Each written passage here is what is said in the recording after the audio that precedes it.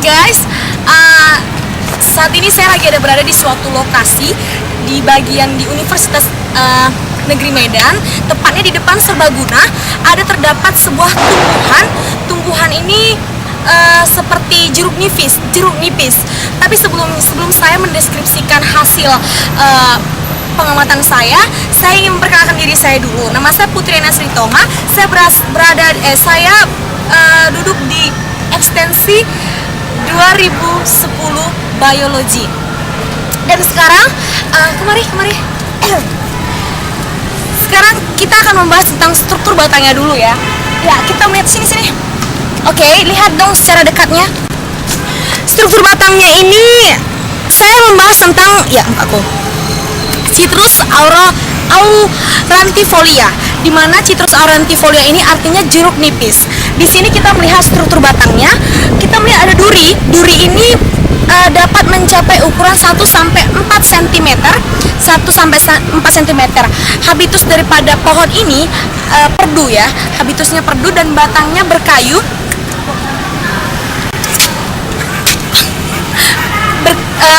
Habitusnya perdu dan batangnya mengayu ya, berkayu yang bersifat ulet dan sangat keras. Di sini sudah seperti yang saya bilang tadi, batangnya ini memiliki duri yang panjangnya bisa mencapai 1 sampai 4 cm. Batangnya berwarna coklat dan berbentuk silindris. Dia memiliki percabangan yang dikotong. Oke, arah tumbuh daripada batang ini condong ke atas ya, Oke, kita kembali ke bagian struktur daun. Di sini ada struktur daunnya ini bisa dilihat bahwa daun daripada Citrus aurantifolia ini, yaitu jeruk nipis ini adalah daun tunggal ya, daun tunggal yang berbentuk jorong. Anda bisa melihat berbentuk jorong dengan tulang daun menyirip. Menyirip, sementara permukaannya itu licin. Dan mengkilat. Tepi daun bergerigi, Anda bisa melihat tepi daunnya ini ya, bergerigi. Tepi daunnya bergerigi, termasuk daun beringgit. Ujung daun membentuk seperti sudut tumpul. Oke, kita bisa melihat buah daripada Citrus aurantifolia, di mana citrus ini warnanya hijau dan memiliki asam yang sangat sangat asam sekali gitu. Karena namanya saya sudah asam, jeruk nipis, asam pas Citrus aurantifolia ya. Oke. Untuk fungsinya ini sebagai bumbu masakan sering dipergunakan memasakan, dan dia juga bisa, kalau kita bisa memerasnya, airnya bisa dipergunakan untuk menutup pori-pori kita yang sudah lebar, itu bisa tertutup kembali dengan airnya ini. Oke, banyak lagi kegunaan daripada buah daripada Citrus aurantifolia ini gitu. Anda bisa mengaksesnya. Salah satu kegunaan daripada buahnya ini juga sebagai untuk melembutkan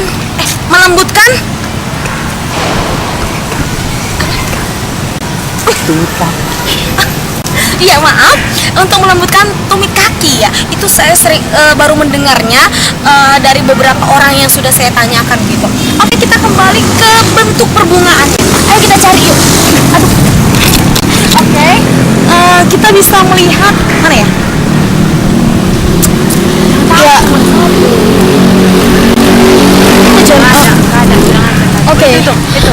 Oke, kita bisa melihat bentuk perbungaannya. Di sini bunga daripada perdu ya, Citrus aurantifolia ini berwarna putih dengan kelopak. Di bawah kelopak masih ada yang namanya helix ya. Calyx ya? Calyx, dan di sini kelopaknya. Sementara dari yang tengah ini terdapat putik dan benang sari. Kita tahu bahwa benang sarinya itu putiknya tidak terhingga gitu ya. Sementara kita bisa lihat bentuk daripada pertengahan sentral daripada bunga ini itu berbentuk tabung gitu ya, berbentuk tabung.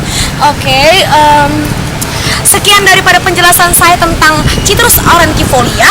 Semoga ini bermanfaat buat Anda semua yang nonton saya. Oke, bye-bye. Oke. Hai guys, nama saya Rewi Dahmani, saya dari Pendidikan Biologi Ekstensi 2010. Sekarang saya berada di lokasi dekat gerbang 4. Di sini ada banyak talas-talasan dari suku Aeraceae. Talas ini merupakan tanaman pangan yang berupa herba. Talas termasuk suku dari Aeraceae.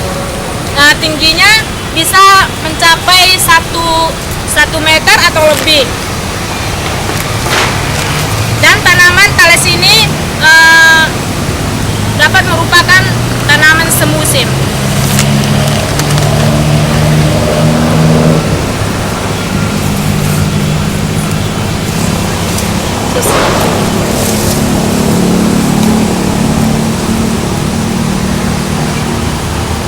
Talas ini memiliki beberapa nama umum, yaitu taro atau oldokoyam. Talas ini berasal dari daerah Asia Tenggara dan tanaman ini dibudidayakan tanaman liar. Tanaman ini termasuk tanaman liar. Dapat kita lihat di sini beberapa luas tanaman talasnya. Umbinya dapat mencapai 4 kg atau lebih, dan kadang-kadang bentuk umbinya berbentuk silinder atau bulat. Perbungaannya terdiri dari seludang atau tangkai dan tongkol. Tapi di sini bunganya tidak ada. Mungkin kebetulan bunganya, memang talasnya memang di sini tidak ada bunganya.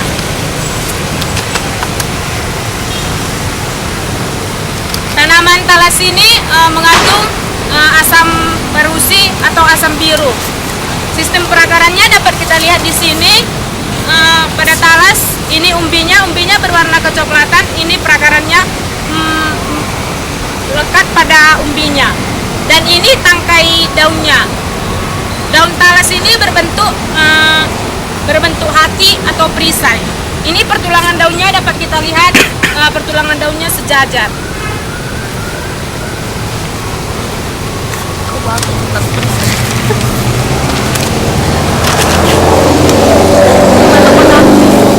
Bunga jantan dan bunga betina dari talas ini terpisah. Bunga betinanya di bawah dan bunga jantan di atas. Tetapi pada saat ini saya tidak bisa menunjukkan di mana bunga jantan dan bunga betina karena di sini tidak ada bunganya.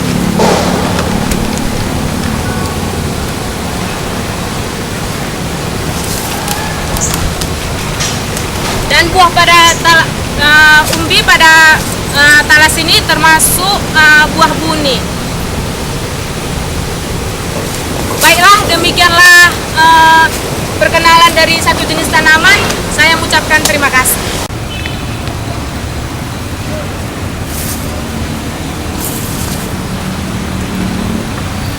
Ya, hai guys.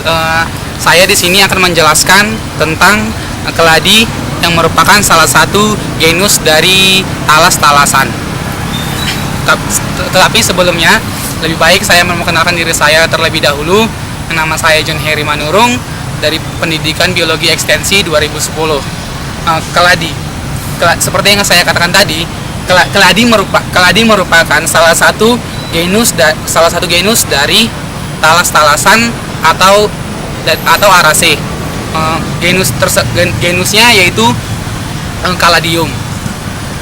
Keladi umumnya tidak berumbi, dan ada salah satu jenis dari keladi ada yang beracun dan tidak dapat untuk dikonsumsi. Habitus dari keladi herba, dan tingginya tidak pernah mencapai 1 meter. Ciri khas dari keladi, daunnya berbentuk hati atau jantung. Permukaan daun dari keladi licin, dan mengandung zat lilin atau yang sering disebut dengan kitin. Keladi berasal dari hutan Brazil yang sudah menyebar ke seluruh dunia, dan biasanya keladi tersebut digunakan sebagai tanaman hias dan tidak digunakan umbinya untuk dikonsumsi seperti halnya talas. Keladi memiliki 7 jenis, yaitu 1. Caladium bicolor, Caladium humboldtii, Caladium lindenii, Caladium paradoxum, Caladium schomburgkii, dan Caladium ternatum. Keladi yang akan saya jelaskan di sini, mungkin saya tidak mengetahui keladi jenis apa, tetapi saya menjelaskan keladi secara umum. Keladi tersebut memiliki bunga yang berbentuk bongkol dan memiliki 3 bagian, yaitu pada bagian atas atau ujungnya merupakan perbungaan jantan, dan pada bagian tengahnya merupakan perbungaan yang steril, dan pada bagian bawahnya merupakan bunga betina. Dalam perbungaan keladi memiliki seludang bunga. Terdapat seludang bunga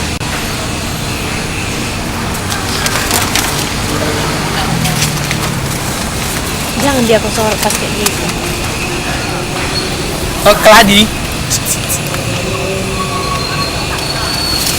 Keladi dapat tumbuh dari kormus yang terdapat di dalam tanah.